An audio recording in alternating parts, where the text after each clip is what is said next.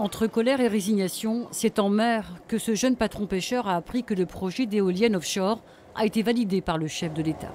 Tout le monde le sait que ça va nous faire du tort, à part les promoteurs, à part les personnes qui nous gouvernent. Voilà. Ces éoliennes en mer, aucun des 48 patrons pêcheurs n'en veut. 13 ans de rejet de ce projet, en témoignent ces affiches au Tréport.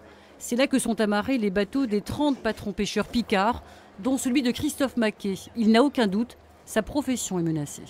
Il y a des endroits en mer qu'on peut mettre des éoliennes, mais là c'est en plein dans une nurserie où il y a du poisson, il y a des coquilles Saint-Jacques, et les bateaux on travaille à l'année à cet endroit-là. Donc ça va faire une centaine de bateaux que nous on va perdre 70%, 60-70% du chiffre d'affaires. Si ce projet d'implantation de 62 éoliennes à 16 km au large de Dieppe jusqu'à Mers-le-Tréport est rejeté ici, Emmanuel Macron a bel et bien annoncé que l'État a trouvé un accord avec les industriels. Le soutien public baisse de 40 à 25 milliards d'euros. Le prix du rachat de l'électricité diminue de 30%. Peu importe, les pêcheurs ont déposé un recours auprès de l'Union européenne. On crée un parc marin pour protéger la ressource et le poisson. Et de l'autre côté, on fait un parc éolien qui va tout détruire.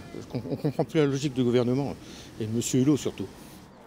Des pêcheurs qui ont le soutien de leurs élus, ceux-ci demandent des garanties à l'État. Nous demanderons des garanties pour être sûr que ça ne se fasse pas au détriment de la plateforme de maintenance, de l'accompagnement des pêcheurs, des promesses de formation au lycée maritime Anita-Conti, autant de sujets qui seront encore sur la table et qui, de mon point de vue, ne sont pas encore bouclés. Si le projet est officialisé, ici la mobilisation des pêcheurs ne faiblira pas.